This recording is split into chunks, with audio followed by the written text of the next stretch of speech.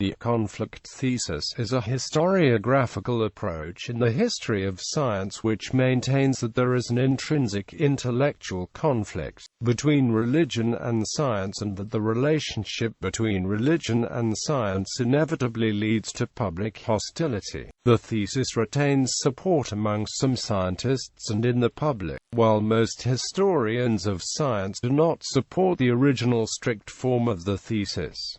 The historical conflict thesis. In the 1800s, the relationship between science and religion became an actual formal topic of discourse, while before this no one had pitted science against religion or vice versa, though occasional interactions were expressed in the past. More specifically, it was around the mid-1800s that discussion of science and religion first emerged, because before this time, science still included moral and metaphysical dimensions, was not inherently linked to the scientific method, and the term scientist did not emerge until 1834. The scientist John William Draper and the writer Andrew Dickson White were the most influential exponents of the conflict thesis between religion and science. Draper had been the speaker in the British Association meeting of 1860, which led to the famous confrontation between Bishop Wilberforce and Huxley over Darwinism, and in America, the religious controversy over biological evolution reached its most critical stages in the late 1870s. In the early 1870s, Draper was invited by American science popularizer Edward Livingston Youmans to write a history of the conflict between religion and science, a book replying to contemporary issues in Roman Catholicism, such as the doctrine of papal infallibility, and mostly criticizing what he claimed to be anti-intellectualism in the Catholic tradition, but also making criticisms of Islam and of Protestantism. Draper's preface summarizes the conflict thesis. The history of science is not a mere record of isolated discoveries. It is a narrative of the conflict of two contending powers, the expansive force of the human intellect on one side, and the compression arising from traditionary faith and human interests on the other. In 1874, White published his thesis in Popular Science Monthly and in book form as The Warfare of Science. In all modern history, interference with science in the supposed interest of religion, no matter how conscientious such interference may have been, has resulted in the direst evils both to religion and to science, and invariably, and on the other hand, all untrammeled scientific investigation, no matter how dangerous to religion some of its stages may have seemed, for the time to be, has invariably resulted in the highest good of religion and of science. In 1896, White published A History of the Warfare of Science with Theology in Christendom, the culmination of over 30 years of research and publication on the subject, criticizing what he saw as restrictive, dogmatic forms of Christianity. In the introduction, White emphasized that he arrived at his position after the difficulties of assisting Ezra Cornell in establishing a university without any official religious affiliation. James Joseph Walsh, M.D., the historian of medicine, criticized White's perspective as anti-historical in The Popes and Science, The History of the Papal Relations to Science During the Middle Ages, and Down to Our Own Time, a book dedicated to Pope Pius X. The story of the supposed opposition of the Church and the popes and the ecclesiastical authorities to science in any of its branches, is founded entirely on mistaken notions. Most of it is quite imaginary. Much of it is due to the exaggeration of the significance of the Galileo incident. Only those who know nothing about the history of medicine and of science continue to harbor it.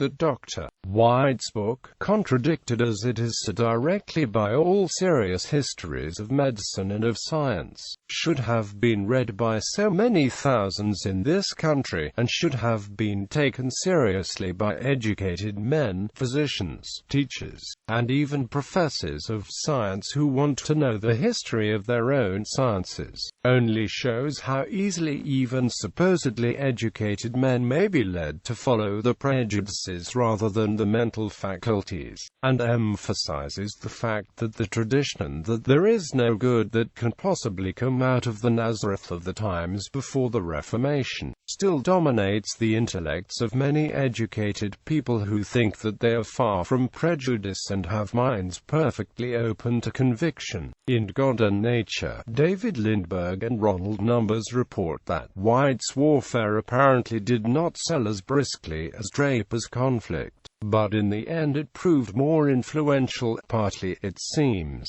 because Draper's strident anti-Catholicism soon dated his work and because White's impressive documentation gave the appearance of sound scholarship.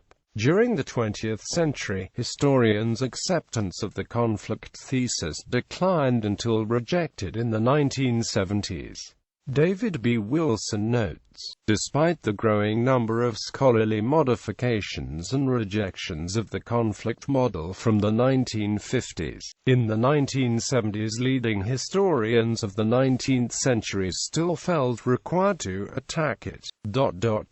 Whatever the reason for the continued survival of the conflict thesis, two other books on the 19th century that were published in the 1970s hastened its final demise among historians of science. 1974. Frank Turner.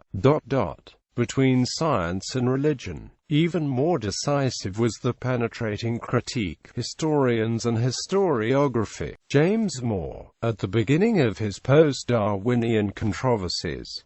Modern views. Academic historians of science today have moved away from a conflict model, which is based mainly on two historical episodes in favor of a complexity model, because religious figures took positions on both sides of each dispute and there was no overall aim by any party involved in discrediting religion. Biologist Stephen Jay Gould said, White's and Draper's accounts of the actual interaction between science and religion in Western history do not differ greatly. Both tell a tale of bright progress continually sparked by science, and both develop and use the same myths to support the narrative, the flat earth legend prominently among them. In a summary of the historiography of the conflict thesis, Colin A. Russell, the former president of Christians in Science, said that Draper takes such liberty with history, perpetuating legends as fact, that he is rightly avoided today in serious historical study. The same is nearly as true of White, though his prominent apparatus of prolific footnotes may create a misleading impression of meticulous scholarship. In Science and Religion, Gary Ferngren proposes a complex relationship between religion and science. While some historians had always regarded the Draper-White thesis as oversimplifying and distorting a complex relationship, in the late 20th century it underwent a more systematic re-evaluation. The result is the growing recognition among historians of science that the relationship of religion and science has been much more positive than is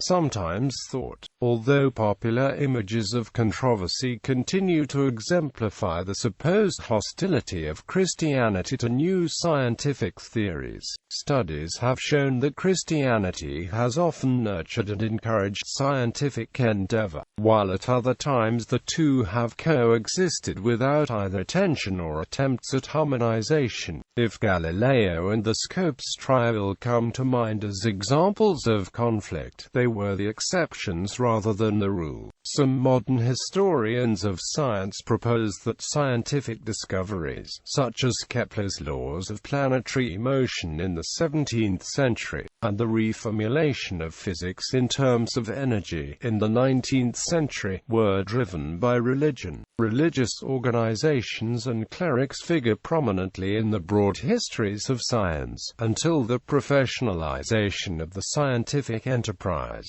in the 19th century led to tensions between scholars taking religious and secular approaches to nature. Even the prominent examples of religion's apparent conflict with science, the Galileo Affair and the Scopes trial, were not pure instances of conflict between science and religion, but included personal and political facts in the development of each conflict. The Galileo Affair is one of the few examples commonly used by advocates of the conflict thesis. Morris Finocchiaro writes that the Galileo Affair epitomizes the common view of the conflict between enlightened science and obscurantist religion, and that this view promotes the myth that alleges the incompatibility between science and religion. Finocchiaro writes, "I believe that such a thesis is erroneous, misleading, and simplistic," and refers to John Draper, Andrew White, Voltaire, Einstein, Bertrand Russell, and Karl Popper as writers or icons who have promoted it. Finocchiaro also describes as mythical the notion that Galileo saw the Earth's motion, since this direct observation was only possible in the 21st century, and the idea that Galileo was imprisoned, since he was actually held under house arrest. Quote, he notes that the situation was complex and objections to the Copernican system included scientific, philosophical, and theological arguments. The Galileo Affair was a sequence of events,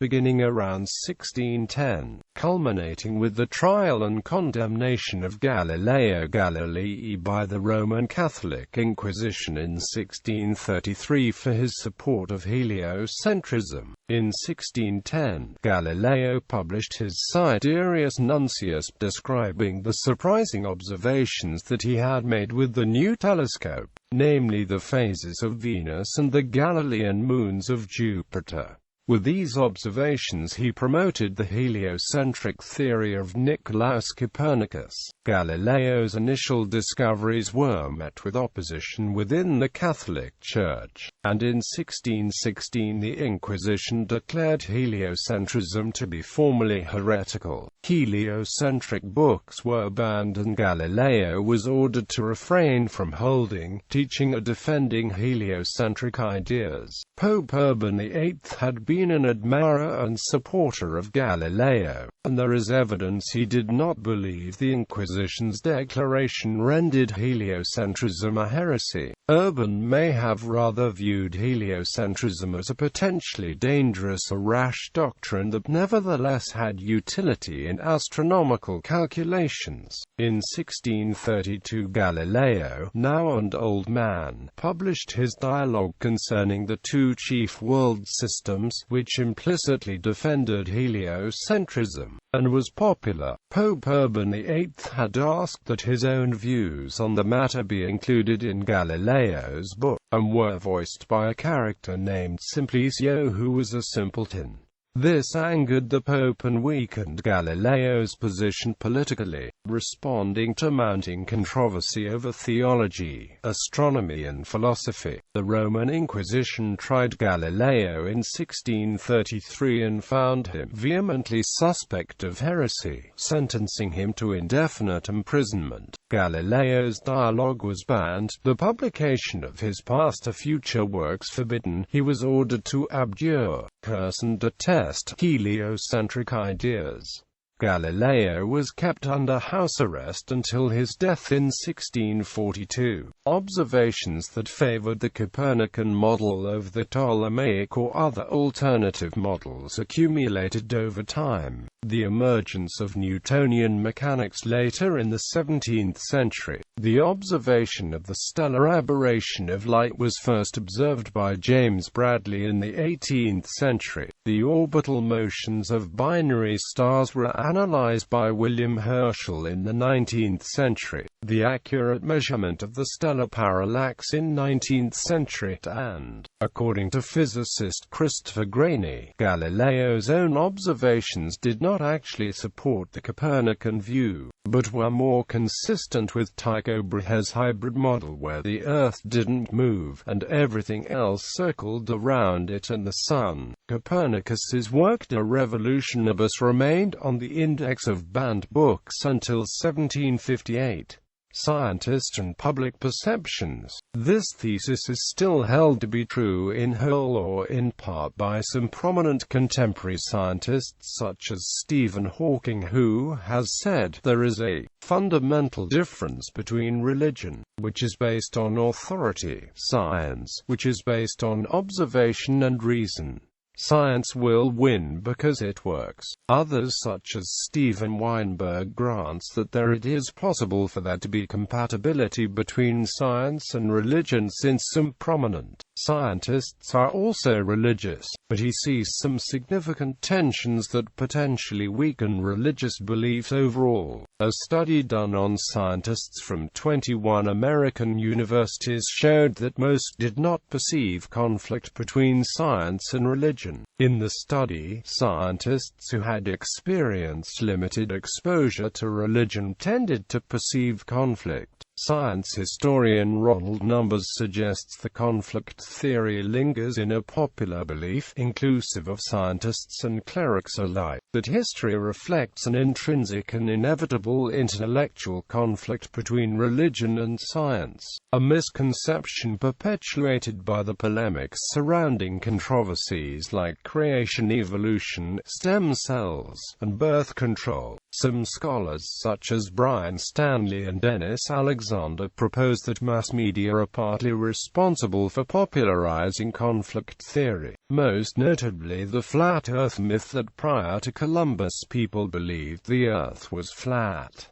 David C. Lindbergh and Numbers point out that there was scarcely a Christian scholar of the Middle Ages who did not acknowledge Earth's sphericity and even know its approximate circumference. Numbers gives the following as mistakes arising from conflict theory that have gained widespread currency. The Church prohibited autopsies and dissections during the Middle Ages. The rise of Christianity killed off ancient science, and the medieval Christian Church suppressed the growth of the natural sciences. Some Christian writers, notably Ray Hoykas and Stanley Jackie, have argued that Christianity was important, if not essential, for the rise of modern science. Lindbergh and Numbers, however, see this apologetical writing as lacking in careful historical study and overstating the case for a connection. Research on perceptions of science among the American public concludes that most religious groups see no general epistemological conflict with science, and that they have no differences with non-religious groups in propensity to seek out scientific knowledge, although there may be epistemic moral conflicts when scientists make counterclaims to religious tenets. The Pew Center made similar findings and also noted that the majority of Americans strongly support scientific research, agree that science makes society and individuals' lives better, and 8 in 10 Americans would be happy if their children were to become scientists. Even strict creationists tend to express very favorable views towards science. A study of U.S. college students concluded that the majority of undergraduates in both the natural and social sciences do not see conflict between science and religion. Another finding in the study was that it is more likely for students to move from a conflict perspective to an independence or collaboration perspective than vice versa.